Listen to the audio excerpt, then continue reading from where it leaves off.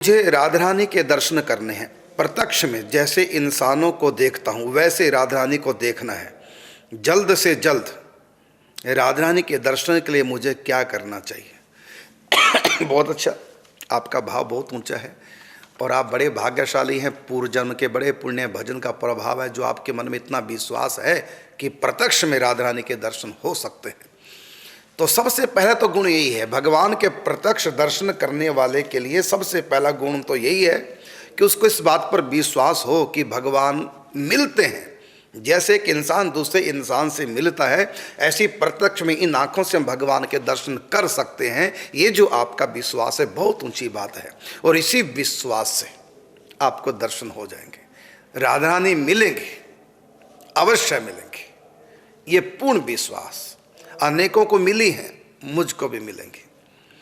रही बात उपाय क्या है, आपने पूछा कि मुझे क्या करना चाहिए। एक तो जो आपने कहा कि प्रत्यक्ष में मैं दर्शन करना चाहता हूं, ये आपकी चाहत ही सचमुच में राधा रानी साहब को मिला देगा। और ये मैं सच कह रहा हूं, बिना कुछ किए कुछ भी करने की आवश्यकता नहीं, कुछ भी नहीं करो, बस अपराधों से अवश्य बचो। और ये बात सच है कि आपको बचने की आवश्यकता नहीं, क्योंकि आप अपने आप ही बच जाएंगे। राधा रानी के प्रत्यक्ष दर्शन हो और मुझको करने हैं, ये जो आपकी लगन है, ये आपकी लगन ना तो आपको पापों में पड़ने देगी, नहीं आपको भोगों में पड़ने देगी। और ये जो चाहता है, ये ऐसे विचित्र चाहता है, दुनिया के जितने भी चाहते हैं आपके अंदर, और सारी चाहतों को खत्म कर देगी यही चाह। बस इस चाहत को प्रबल बनाइए और प्रबल बनाइए कि उनके बिना हमसे रहा ना जाए, हम व्याकुल हो जाएं।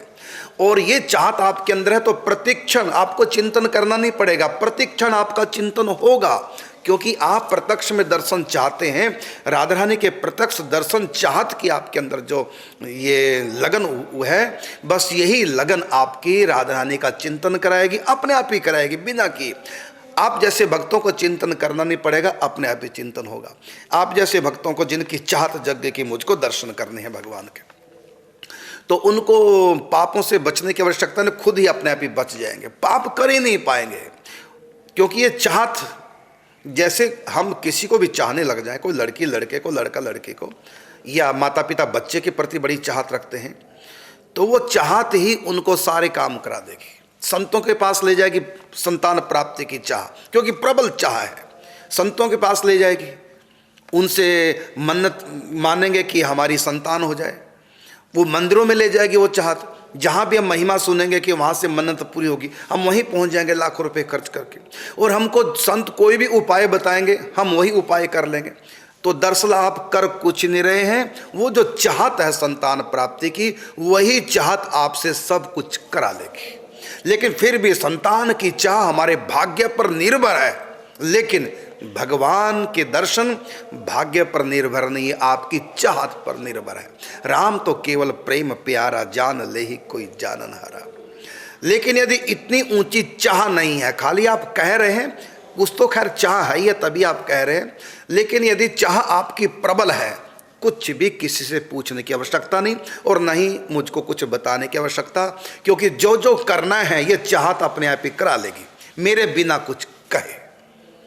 याद उनकी आती रहेगी, चिंतन उनका होता रहेगा यदि चाहता है, पापों से बचते रहोगे। क्योंकि राधा रानी के मिलने में जो जो चीज़ें बाधा पहुंचाएंगी, पाप हमारे भोग, वो सब के सब आप त्यागते चले जाएंगे। क्योंकि आपके अंदर चाहते, एक लड़की को चाहता किसी लड़के की, पूरे घर वाले परिवार दोनों पक्षों के विरोध कर रहे हैं, अंत में वो सब को छोड़ करके लड़के के संग भाग जाती है। ये किसने किया? ये लड़की ने इतना दुस्साहस नहीं किया, ये किया है उसके अंदर चाहत ने।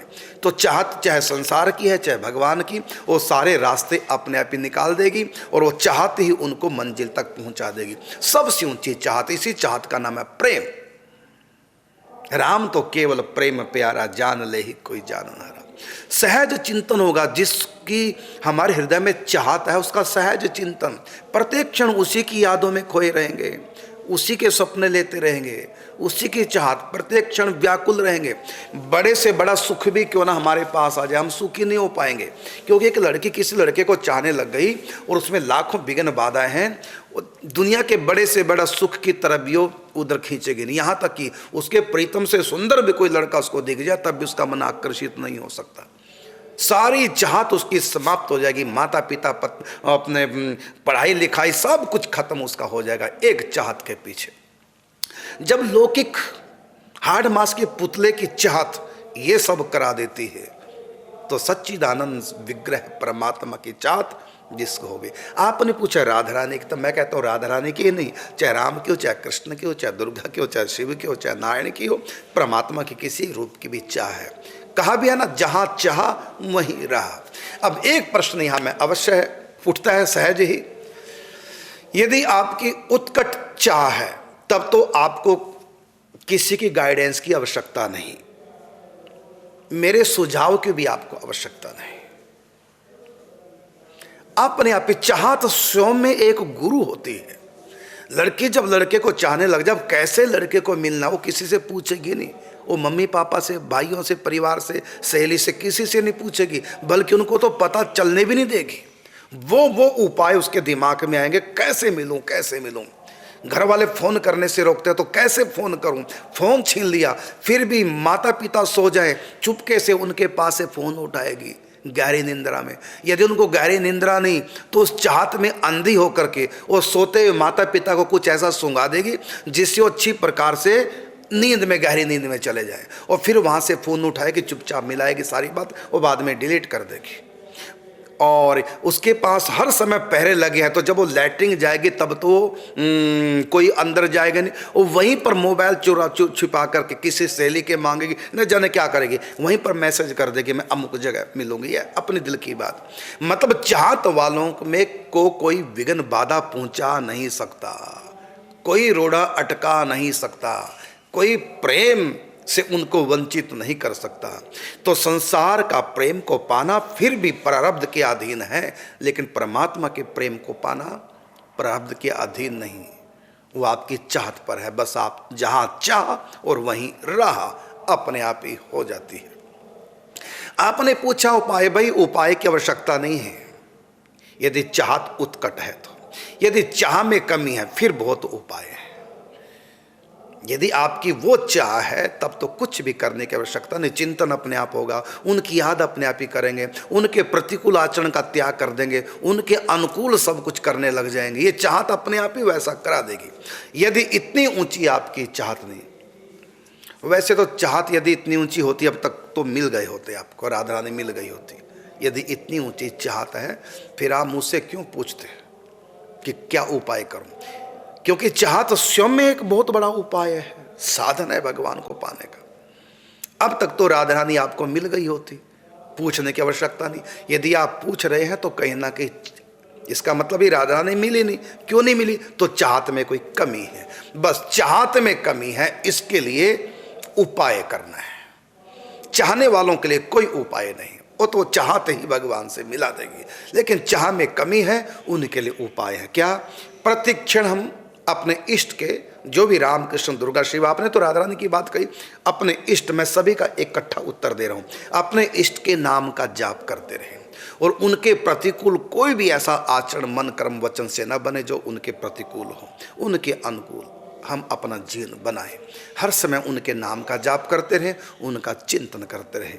यदि आपके पास समय हो, योग्यता हो, जानकारी हो, तो फिर आप एक अनुष्ठान कर सकते हैं, क्योंकि अनुष्ठान में जितना मन केंद्रित होता है उतना मन किसी और साधना में नहीं। तो अनुष्ठान आप सीख लें। अपने गुरु प्रदत्त मंत्र, जो गुरु बनाए, सबसे पहले तो गुरु ही बनाना चाहिए। तो गुरु ने जो मंत्र दिया है परमात्मा की प्राप्ति का, सर्वश्रेष्ठ वही मंत्र शिष्य के लिए होता है। यद्यपि और लाखों मंत्र है, लेकिन सबसे उत्तम मंत्र कौन है? जो गुरु द्वारा मिला हुआ है सांप्रदायिक रीति से। तो गुरु मंत्र का आप अनुष्ठान कर सकते हैं। तो किस प्रकार से अनुष्ठान करना वो किसी जानकार से आप सीख सकते हैं पूरा, क्योंकि यहाँ बताने से काम नहीं चलेगा। या तो आप यहाँ आए, हम आपको बताएं किस प्रकार से अनुष्ठान करना, नहीं तो अनुष्ठान की रीत हमारे शास्त्रों में लिखी है, कहीं भी आप सीख सकते हैं और किसी पंडित से जाकर सीख सकते हैं। तो अनुष्ठान आप करेंगे तो उसका बहुत सहयोग मिलता है। इष्ट मंत्र का अनुष्ठान करें उसी रीति से, उससे मन जल्दी भगवान की तरफ बढ़ता है और जल्दी से हम भगवान के अनुकूल हो जाते हैं, प्रतिकूल का त्याग कर देते हैं अनुष्ठान की कृपा से। तो आप अनुष्ठान करें। और एक और आसान तरीका स्वयं भगवान श्री कृष्ण बताते हैं, भागवत जी में भी है, गीता जी में भी है, और भी ग्रंथों में है बातें, बहुत बार आई भागवत जी में। तो वह सर्वत्र भगवान के दर्शन करें। सिया राम मैं सब जग जाने, करहूं प्रणाम जोर जुग पानी। सबसे उत्तम है, सबके भीतर भगवान है, ऐसा मानकर हम सबको प्रणाम करें, ऐसा मानकर ही हम सबसे व्यवहार करें, सबके लिए सुखप्रद बने, किसी के लिए दुखप्रद न बने। यो माम पश्यति सर्वत्र, भगवान कहते हैं मुझको सब जगह देखो। सर्वस्य च अहम हृदय सन्निविष्टो, मैं सबके भीतर हूँ। ईश्वर सर्वभूतानां हृदय से अर्जुन तिष्ठति, प्रत्येक जीव भगवान के का मंदिर है, हम सबका सम्मान करें। ये उपाय बहुत, और गीता में तो भगवान ने यहाँ तक कहा कि ये उसका ही अंतिम जन्म है, मतलब उसका कल्याण हो जाएगा। ये उपाय जिसके पास है, वासुदेव सर्वमिति स महात्मा सुर बहुनाम जन्मनाम अंत है, बहुत जन्मों का अंत, मतलब हम अनादिकाल से जन्म लेते आ रहे, मर रहे, जन्म ले रहे, और अंत आ जाएगा जन्म मरण का। कब? वासुदेव सर्वमिति, सब कुछ भगवान है। ऐसा भाव करके संसार में व्यवहार करें, सबकी सेवा करें। ये आपके प्रश्न का उत्तर है।